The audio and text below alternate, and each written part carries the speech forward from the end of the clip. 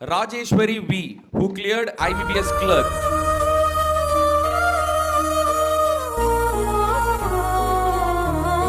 அப்பாவுக்கு வந்துட்டு இந்த இயர் ஃபெப் வந்துட்டு ஹார்ட் அட்டாக் வந்தது.